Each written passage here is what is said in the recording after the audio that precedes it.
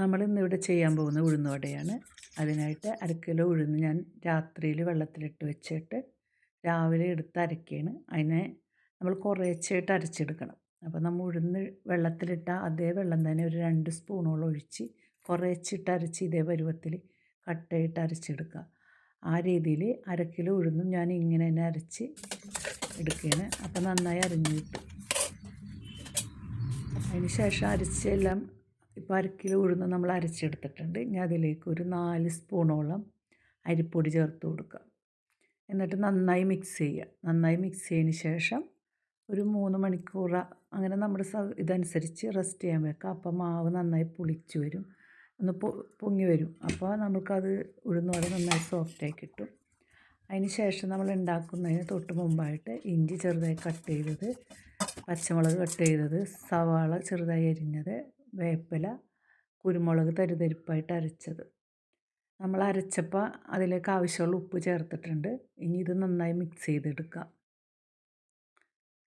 നന്നായി മിക്സ് ചെയ്തതിന് ശേഷം നമുക്ക് ഒരു അടുപ്പത്ത് ചട്ടി വെച്ച് എണ്ണ നന്നായി ചൂടായതിന് ശേഷം കൈ ഒന്ന് വെള്ളത്തിൽ നനച്ചതിന് ശേഷം മാവ് കുറേശ്ശെ ആയിട്ടെടുത്ത് ഇതേപോലെ എണ്ണയിലേക്ക് ഇട്ട് കൊടുക്കുക.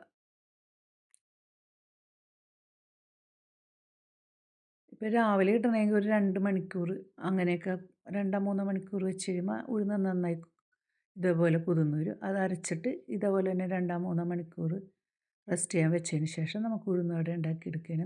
നന്നായിട്ട് കിട്ടും, നന്നായി പൊങ്ങി വരും. അപ്പോൾ അത് ഉഴുന്നുവടക്ക് നല്ല ഉള്ള് പുറമേ ഇങ്ങനെ നല്ല മുരുമുരുന്നായിട്ട് ഉള്ളിൽ നല്ല സോഫ്റ്റായിട്ടിരിക്കും.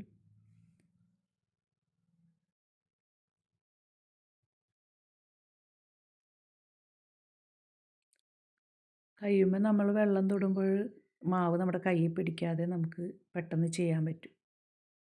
അപ്പോൾ ഏകദേശം നമ്മുടെ ഉഴുന്നുവടയൊക്കെ ഒരുവിധം റെഡി ആയിട്ടുണ്ട്. ഉഴുന്നുവട എല്ലാവരും ഈ രീതിയിൽ ചെയ്ത് നോക്കുക.